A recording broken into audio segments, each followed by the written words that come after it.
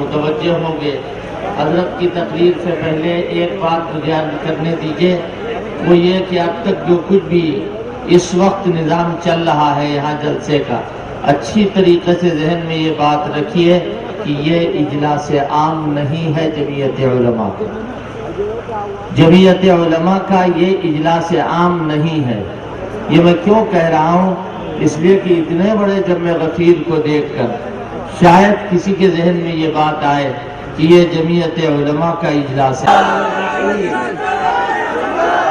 الحمدللہ نحمدہ ونستعینہ ونستغفرہ۔ عالمی سہارا اور ای ٹی وی اردو براہ راست اس پروگرام کو نشر کر رہا ہے۔ یہ بات بیچ میں نے آپ سے کہی، میں معافی چاہتا ہوں۔ انفسنا ومن سیئات اعمالنا من يهده الله فلا مضل له ومن يضلله فلا هادي له، ونشهد أن لا إله إلا الله وحده لا شريك له، ونشهد أن سيدنا ومولانا محمدا عبده ورسوله۔ أما بعد، علماء کرام دور دراز سے آئے ہوئے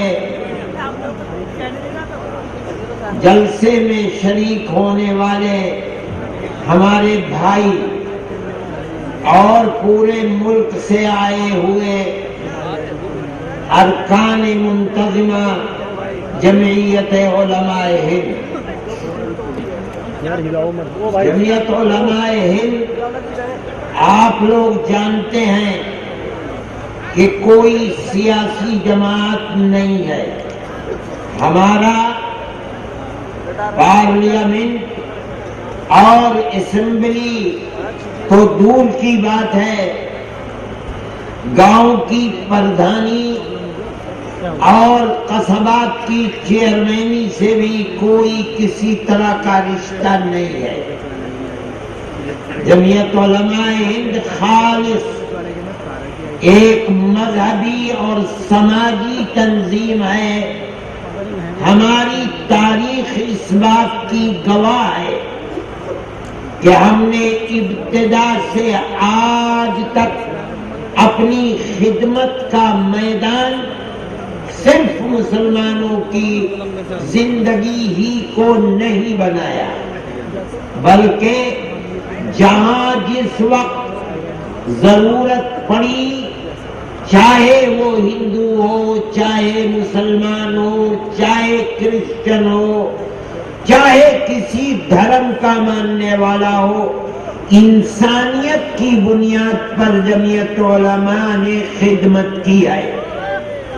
اگر مسلمان نے کسی غلطی کی آواز بلند کی ہے، جمعیت علماء ہند نے اس کی مخالفت کی ہے۔ یہ ایک تاریخ ہے۔ ہمارے بزرگوں کو پریشان کیا گیا، ان کی پگڑیوں کو اچھالا گیا، ان کی ٹوپیوں کو اپنے پیروں سے روندا گیا، لیکن جمعیت علماء نے کسی چیز کو جب حق مانا تو کسی چیز کی پرواہ نہیں کی۔ جمعیت علماء آج بھی اپنی اسی سیاست پر اور اسی نظریے پر قائم ہے۔ ہمیں حق بات کہنی ہے اور ہم حق ہی کی تعلیم دیتے ہیں۔ ہم فرقہ پرستی اور تعصب کو ملک کے لیے تباہی اور بربادی کا ذریعہ سمجھتے ہیں۔ ہم نے اپنوں کی فرقہ پرستی کی مخالفت کی ہے، ہم کسی کی فرقہ پرستی کی تائید نہیں کر سکتے۔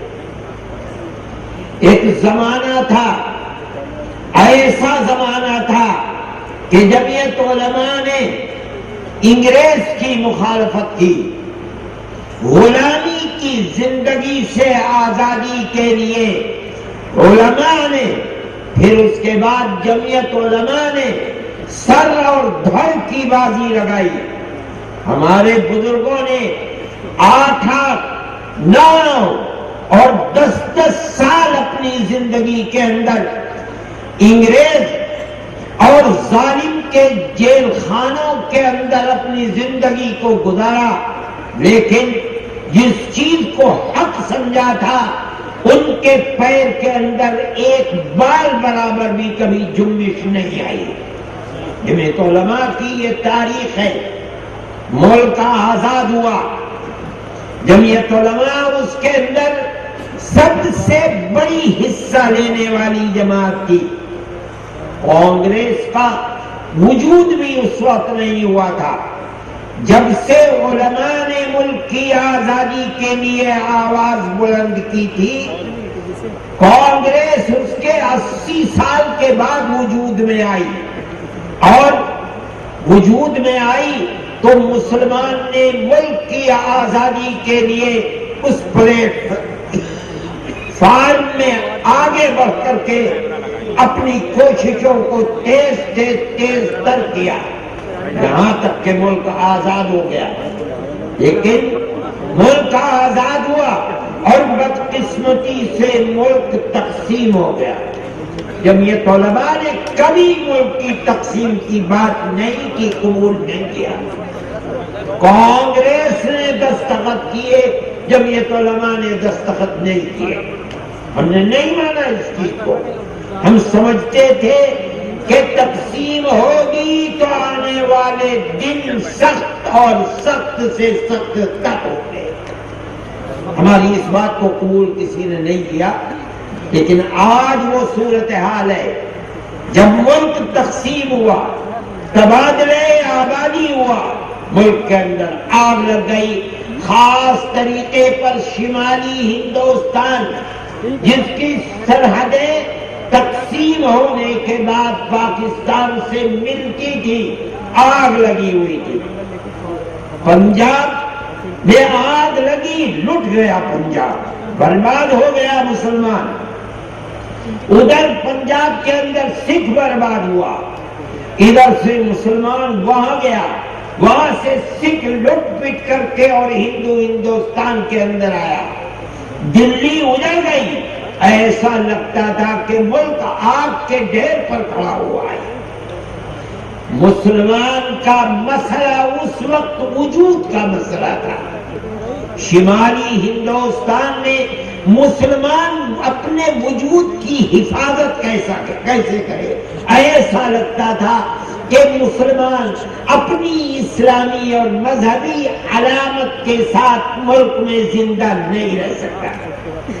پنجاب میں جا کر دیکھو، یہ کوہ شوالیک کے نیچے گوجروں کی آبادی ہے، وہاں جا کر کے دیکھو، جمنا کے اس پار جا کر کے دیکھو، مولانا یوسف صاحب کی برادری تیاگی برادری، مولانا پٹیل یہ جاٹ برادری ہے، اس کو جا کر کے دیکھو۔ گاؤں کے گاؤں ایسے تھے کہ جو نہیں مقابلہ کر سکے اور اپنے دھرم کو بدل دیا، آج تک اسی کے اوپر قائم ہے۔ کوہ شوالیک کے نیچے لوگوں نے اپنے دین کو چھوڑ دیا۔ جمعیت علماء تنہا وہ جماعت تھی، مولانا محمد میاں صاحب، مولانا منظور صاحب سوہاروی، ان لوگوں کو وہاں بھیجا۔